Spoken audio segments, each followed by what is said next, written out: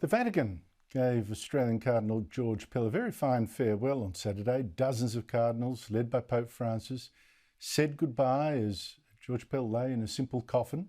And there was a terrific crowd of mourners there too for this holy man. Now, the public showing of love and respect for him there is because many in Rome know what many people here of the left and of the ABC certainly don't want to know, that George Pell is not a pedophile. He was innocent, he was cleared, and he was the victim of a shocking anti-Catholic and anti-conservative witch hunt. You can see it on Twitter for yourself. And just 1 week before his death, Cardinal Pell gave his last TV interview and once more showed why so many of the left hate him, because he was against their woke politics. So much of the old liberal consensus is threatened, where in the past we prided ourselves on the freedom of the individual to speak. We almost went, you could say, you almost went to war to defend free speech. And now you've got people who are racing around claiming that they're offended. Well, I mean, if we Catholics tried to close down the discussion every time we were offended, public discussion would be radically reduced. This question of identity, group identity, that what's not important is the truths at issue, but what tribe you come from. I mean, that's a regression. It's not civilization. Joining me is the Catholic Archbishop of Sydney, Anthony Fisher. It's always great to see you, Archbishop. Thank you for your time.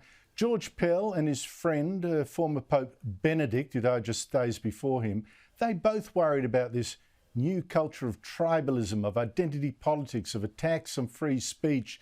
Do you share their concern? There's sort of like a darkening of the world from these forces?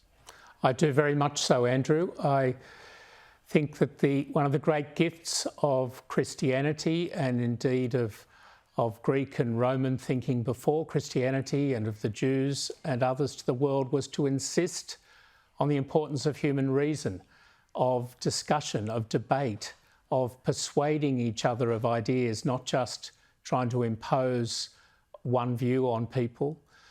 And right now we see all around the world, and in lots of different circumstances, a closing down of debate, a closing down of speech. And I think what the Cardinal was pointing to there was a very real phenomenon, and it's a big problem for us Christians, because Christians call Jesus the Word. He's the argument, he's the thought, he's the reason for things. And if people aren't interested in reasons or words or arguments or thoughts, then it's very hard to convey our gospel, which is about good thinking, the kind of good thinking that leads to a good life.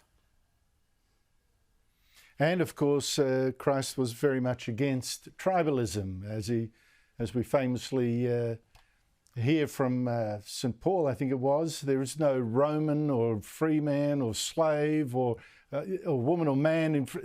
Everyone's alike before the Lord. And I think this is such a message that's being lost, isn't it? It's very important that we recover this, because it's actually the underpinnings of so much that is great about our civilization, including our whole democratic experiment. If we give up on the idea that we are all equal and should all be heard and should all have our reasons listened to and be willing to debate them with each other and be open to being persuaded, if all that goes by the way in the woke tribal loyalty world that we seem to be coming into in many circumstances, then we're not just undermining Christian religion, but so much else about our democracy, our lawmaking, our civil life that relies on people taking each other's words and arguments and thoughts seriously. That's absolutely correct. I think it's undemocratic. I speak as a non-Christian here. It's undemocratic. Now, Archbishop Fisher, Cardinal Pell told me privately, and the only reason I'm repeating it is, one, is dead, and two, there's something being leaked. He was very disappointed in the current Pope, Pope Francis, that Francis had not stood up strongly against China's persecution of Christians, for instance, had not stood up strongly against the Russian invasion of Ukraine. He was not fighting for freedom, as the great John Paul II did. And since then, Cardinal Pell has been named as the author of a memo saying that the leadership of Pope Francis has been a disaster, with the Pope going weak on key church teachings. Do you understand his concern? Well, I should say to begin with, Andrew, I don't know if he had any connection with that memo. It's interesting, he sent me some weeks ago something he was writing for The Spectator so that I would know in advance that it was being prepared and so I'd have a chance to comment. This memo that people are talking about now, I've heard nothing from him about this before he died. And so we have to be cautious about the assumption that he's the author or even one amongst several authors.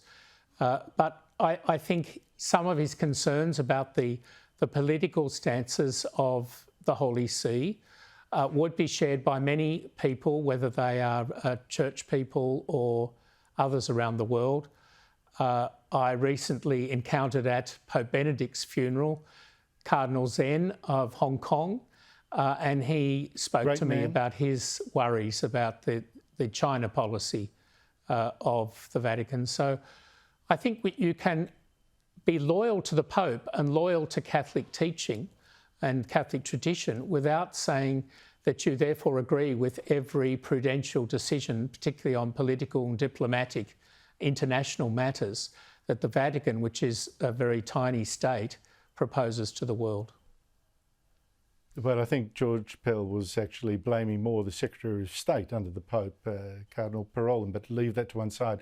I've actually out of time, Archbishop, but I just want to ask you very quickly that both the Premier of Victoria and the Premier of New South Wales, who both claim to be Catholic, have refused to give Cardinal Pell a state funeral in their states. Does that disappoint you?